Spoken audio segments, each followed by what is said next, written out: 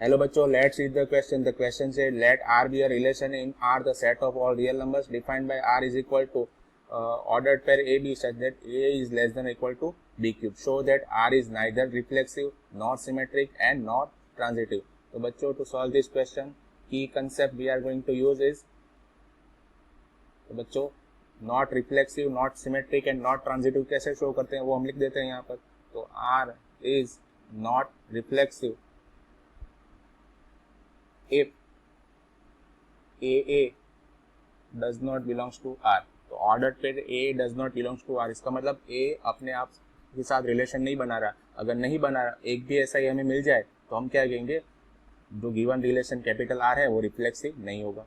Second, symmetric के लिए तो R इज नॉट सिमेट्रिक, हमें तो नॉट सिमेट्रिक लाना है ना, तो not symmetric if A B belongs to R. तो ए तो बी के साथ रिलेशन में है but B A does not belongs to R.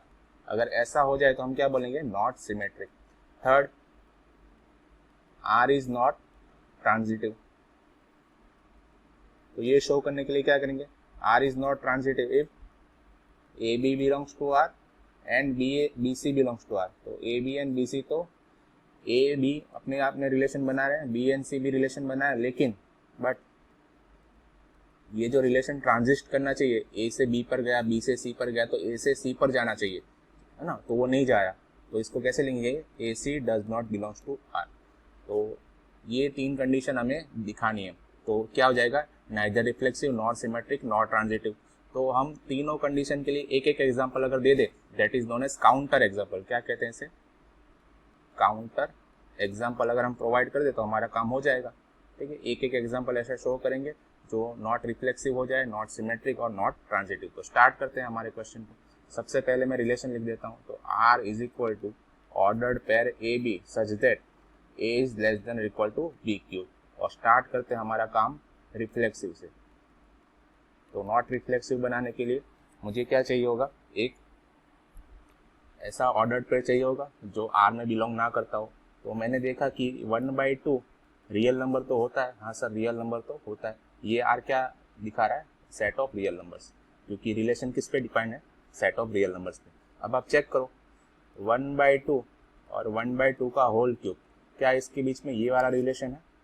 तो आप देखो 1/2 का मतलब होता है 0.5 और 1/2 के होल क्यूब का मतलब होता है 1/8. 1/8 इज 0.125. तो नहीं सर, ये रिलेशन तो नहीं होता.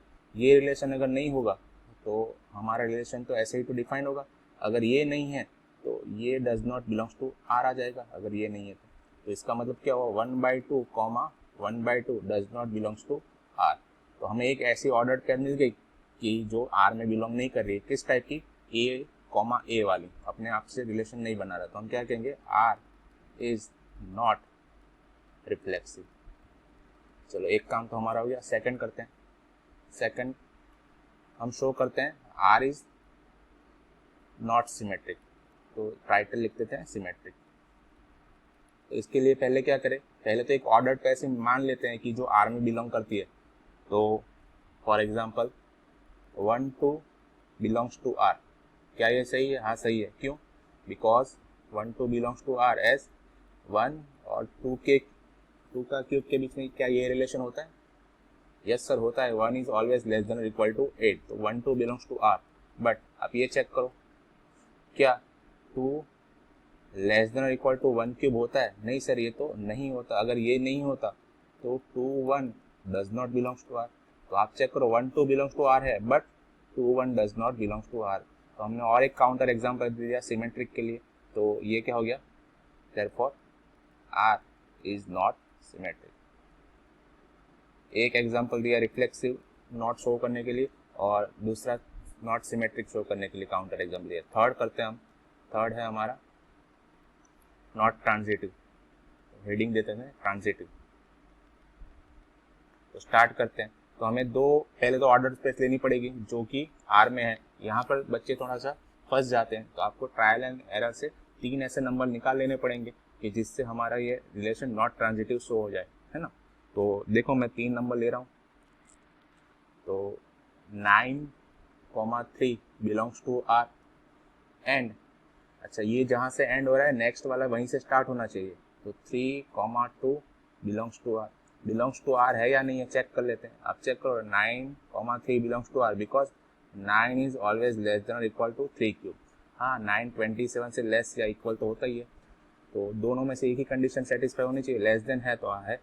एंड ये वाला भी चेक कर लो, 3 is less than equal to 2 cube, क्या ये सही है? हाँ सही है। 3 is always less than equal to 8, तो ये दोनों तो सही है। बट अब ये रिलेशन ट्रांजिस्ट करना चाहिए, तो मीन्स 9 और ये 2 के बीच में भी रिलेशन होना चाहिए। कौन सा वाला? ये वाला।